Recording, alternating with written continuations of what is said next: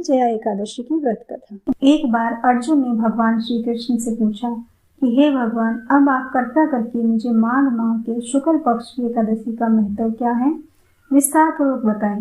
माघ शुक्ल पक्ष की एकादशी में किस देवता की पूजा करनी चाहिए और इस एकादशी का व्रत की कथा है क्या, उसके करने से किस फल की प्राप्ति होती है, ये आप मुझे बताइए।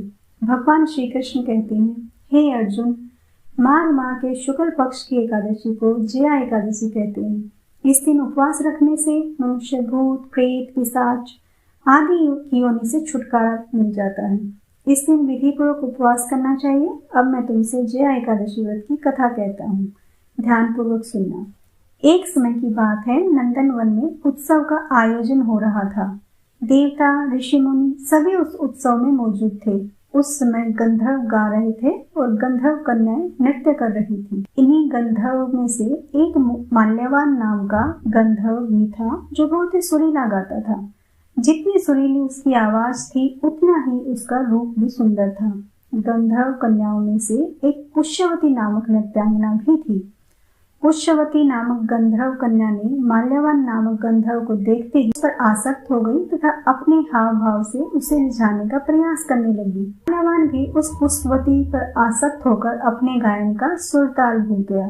इससे संगीत की लय टूट गई और संगीत का सारा आनंद बिगड़ गया। सभा में उपस्थित देवगणों को यह अच्छा नहीं लगा। माल्यवान के इस कृत्य से इंद्र भगवान नाराज होकर उन्हें श्राप देते हैं कि स्वर्ग से वंचित होकर मृत्यु लोक में पिशाचों सा जीवन भोगो, क्योंकि तुमने संगीत जैसी पवित्र साधना का तो अपमान किया ही है, साथ ही सभा में उपस्थित गुरुजनों का भी अपमान किया है।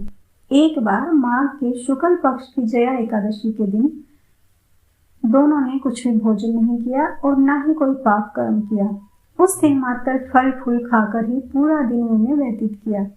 भूख से व्याकुल तथा ठंड के कारण बड़े ही दुख के साथ पीपल वृक्ष के नीचे इन दोनों ने एक दूसरे से सटकर बड़ी कठिनता पूर्वक पूरी रात काटी। पूरी रात अपने द्वारा किए गए कृत्य पर पश्चाताप भी करते रहे और भविष्य में इस प्रकार के भूल न करने के लिए भी ठान लिया और सुबह होते ही दोनों की मृत्यु हो गई। अनजाने में ही सही उन्होंने एकादशी का उपवास किया था।